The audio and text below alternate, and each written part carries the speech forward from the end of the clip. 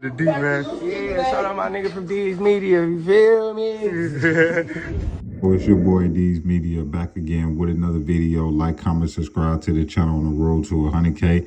Today we're going to talk about Fatso say this is his last album. And it look like, man, he's still on bad terms with his label. Let's jump straight into it. I'm going to say this.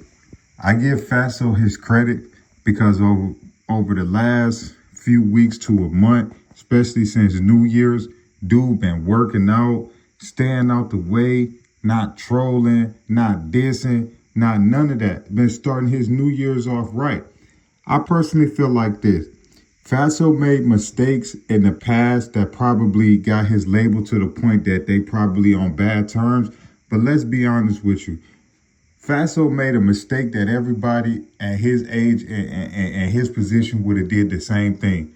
I said from day one where I feel like Fatso messed up was his label never wanted that type of gangster image for him.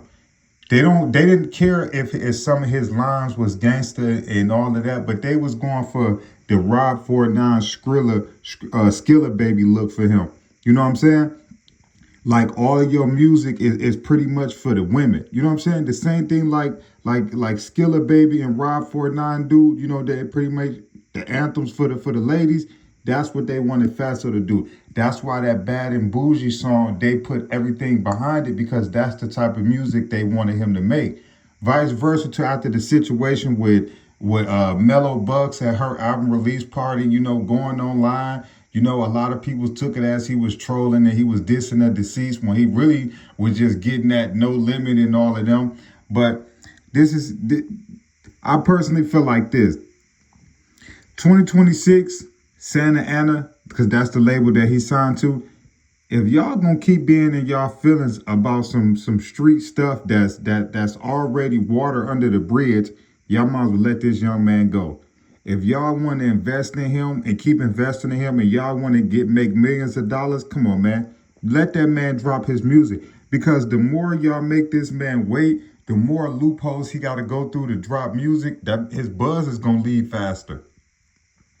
I'm going to be honest with you. Fatso is a generational talent, man. I'm going to be honest with you.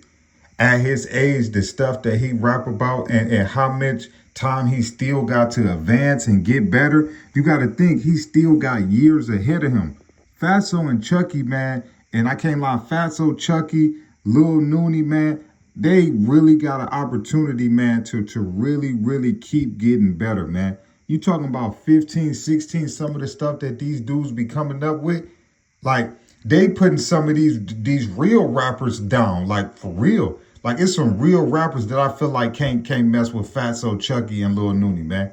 You know what I'm saying? But I get this young man his credit, man, because it's a difference on saying you're going to do different and actually doing different, man. And this man been going to the gym, working out, staying out the way. You know what I'm saying? Really trying to do the right thing. You know, dudes say he done taking yerks and all of that. I'm proud of Fatso, man. But at the end of the day, the mistakes I feel like you made in the past, it messed up your image and it messed up your rapport with your label. And I'm going to say again, I feel like your label never wanted that type of image from you. They didn't care if you put out certain songs that had certain stuff talking about gangster stuff or talking about the hood or talking about this and that. But when you went out your way and pretty much, you know, was speaking on the Mellow Bucks event, I feel like that the label felt like that hurt your fan base as far as your women. And I feel like ever since then, they ain't want nothing to do with you, man. I feel like Fatso label Santa Ana, they never looked at him like no gangster rapper. I'm being honest with you, man.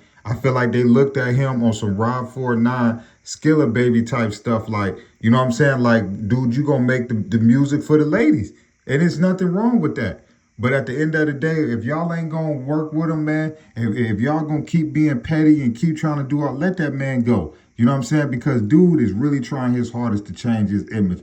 But for all the shorties out there, whatever way you come in the door making music, that's more than likely what your label gonna look at you for. So if you come in there talking gangster stuff, okay, they're gonna accept the gangster stuff. You come in there making music for ladies and they look at you like they can put you off more on a woman-female crowd, because let's be honest, the females really run the game. Your girl pick you up right now, whatever she listen on the radio, you ain't got no choice but to listen to it. You know what I'm saying? The women gonna be the ones buying the CDs, going to get concert tickets, showing up to the shows 2-3 hours early. You think a dude doing all of that? If you ain't YB, man, a lot of these dudes ain't trying to even come to your show.